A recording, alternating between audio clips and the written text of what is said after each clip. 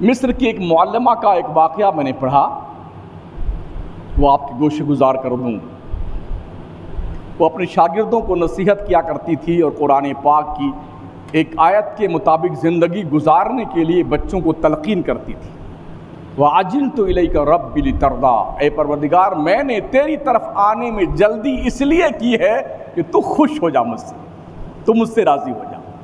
جیسے نماز کا وقت ہوتا نا، سب کام چھوڑ کر کے وہ وضو کر کے نماز کے لیے تیار، ہر کام کو سائیڈ میں، پہلے اللہ کی عبادت، اللہ کی نماز، اللہ کی بندگی۔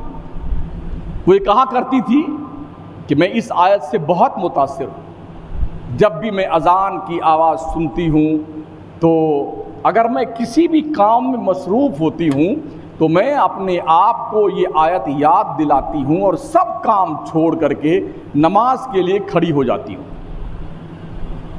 رات کو 2 بجے جب تہجد کا الارم بجتا ہے اور نفس یہ کہتا ہے، دل یہ کہتا ہے ابھی اور تھوڑی گہری نیند سو لے، تو میں اپنے تمام تر خواہشات کو بالائے طاق رکھ کر کے تہجد پڑھنے کے لیے اپنی نیند قربان کر کے کھڑی ہو جاتی ہوں۔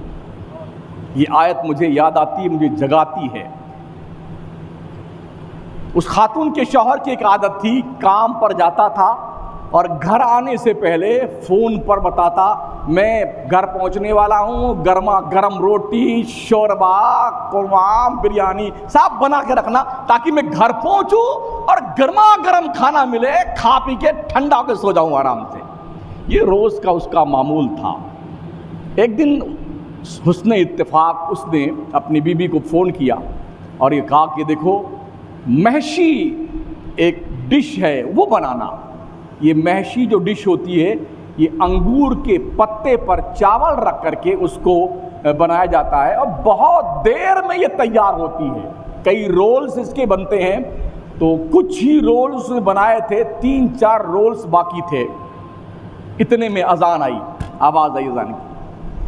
اسی حال میں اس نے چھوڑ دیا کھانا بنانا، 2-3 رولز جو باقی تھے اس کو چھوڑ دیا اور نماز کے لیے اٹھ کھڑی ہوئی، نیت باندھ لیا، سجدے میں گئی۔ شوہر فون پہ فون کرتا رہا، میں آنے والا ہوں، آنے والا ہوں، آنے والا ہوں۔ ادھر سے کوئی واپس رپلائی نہیں گئی، واپس جواب نہیں ملا۔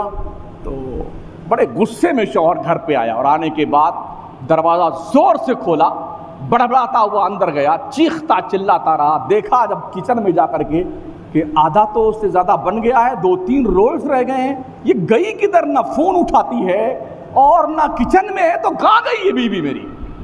اس کمرے میں گیا جس میں وہ نماز پڑھتی تھی، تو دیکھا کہ وہ سجدے میں اللہ کے دربار میں پڑی ہوئی ہے۔ زور زور سے اس نے پکارا، آواز نہیں آئی۔ جب اس نے ہلایا تو اس کو یہ دیکھ کے بڑی حیرت ہوئی، اس کا تو سجدے کی حالت میں انتقال ہو گیا ہے۔ سجدے کی حالت میں اگر وہ 2-3 رولز اور بناتی نا تو اس کا انتقال کچن میں ہوتا۔ کتنا خوش نصیب ہے وہ مسلمان جس کا انتقال سجدے کی حالت میں ہوتا ہے۔ وہ بنا سکتی تھی، نماز میں وقت تھا بھی کہ اور ٹائم گزار کر کے نماز پڑھتی تو پڑھ لیتی نماز وہ، لیکن اس کو شوہر کے حکم سے زیادہ خدا کے حکم کی پرواہ تھی، اس لیے اس نے کھانے کو سائیڈ میں کر کے اللہ کے دربار میں سجدے میں سر جھکا دیا۔ اس نے، اللہ نے کیا اعزاز دیا اسے۔ اس حال میں موت آئی ہے کہ دنیا اس حال میں مرنے کی تمنا کرتی ہے۔ اے کاش ہر مسلمان دعا مانگتا، یا اللہ مجھے بھی سجدے کی حالت میں موت آئے، میں بھی نماز پڑھتے پڑھتے مروں، مگر ہے یہ مقدر والوں کو اعزاز ملتا ہے جی، مقدر والوں کو، سمجھ رہے ہیں؟ یہ ڈش جو ہے بہت ہلکی آنچ پہ پکائی جاتی ہے، محشی بہت دیر میں پکتی ہے۔ تو شوق ہوتا ہے نا لوگوں کا، ہاں بڑے بڑے شوق لوگوں کے ہیں، اسی شوق کو پورا فرمانے کے لیے زندگی کا سارا نظام گردش کر رہا ہے۔ کھانا پینا، کپڑا، بنگلہ، گاڑی، وہ یہ ہائی فائی۔ جب مرے نا تو بس میاں جی منا خلقناکم وَفِيهَا نُعِيدُكُمْ وَمِنْهَا نُخْرِجُكُمْ تَارَةً أُخْرَىٰ۔